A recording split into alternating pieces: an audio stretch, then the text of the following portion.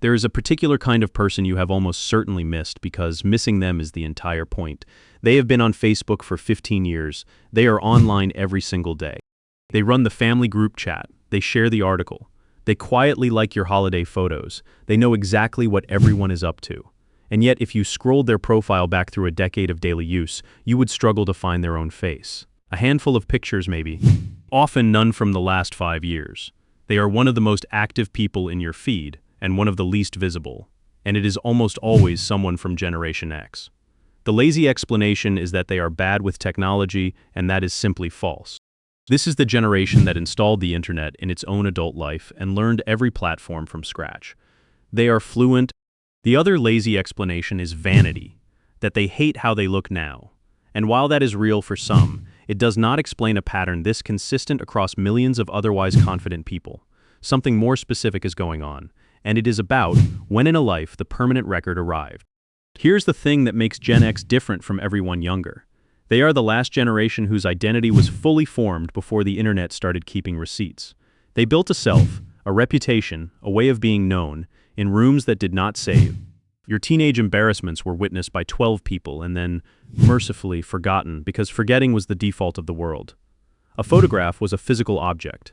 It lived in a shoebox. You decided who saw it, and if you hated one, you could tear it up and it was gone.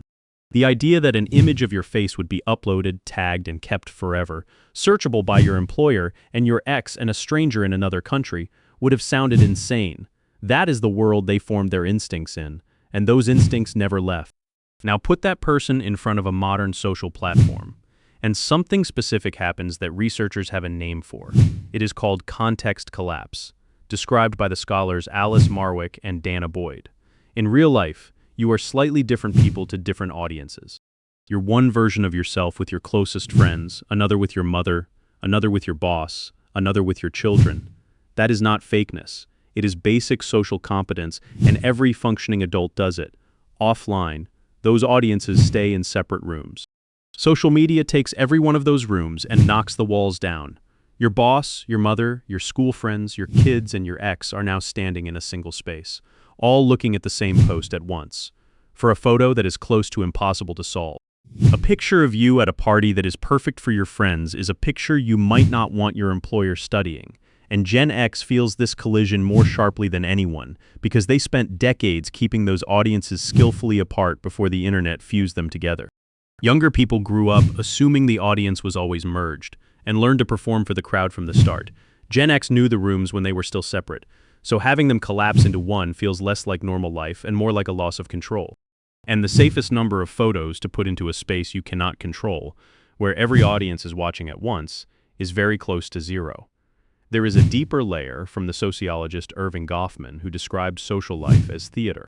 Every one of us has a front stage, the self we perform in public, and a backstage, the private self where we drop the performance. What Gen X worked out, mostly without articulating it, is that on social media there is no backstage. Every post is front stage permanently to an invisible audience. So they made a quiet decision that looks like absence but is actually strategy. Choosing not to post your face is itself a form of self-presentation. The empty profile is not a gap. It is a statement, and the statement is, this part of me is not for the feed. And this is where the honest complication comes in, because it would be easy to turn this into a story about wise elders and shallow youths. And that is not quite true either. For a lot of Gen X, the reticence is a considered healthy boundary, a refusal to hand a permanent record of their life to a company for free. For others, the same behavior can shade into simple avoidance, a way of hiding from a present-day self they have not made peace with. The behavior looks identical from the outside.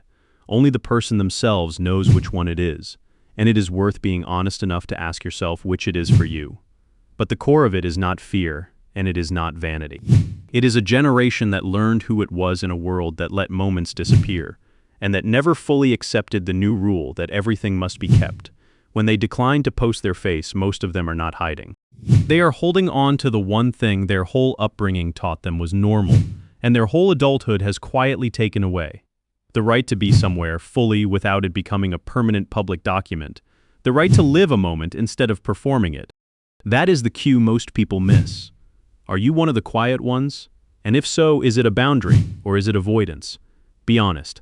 Leave it in the comments. Subscribe to Psychology Q, and I will keep showing you the signals hiding in plain sight.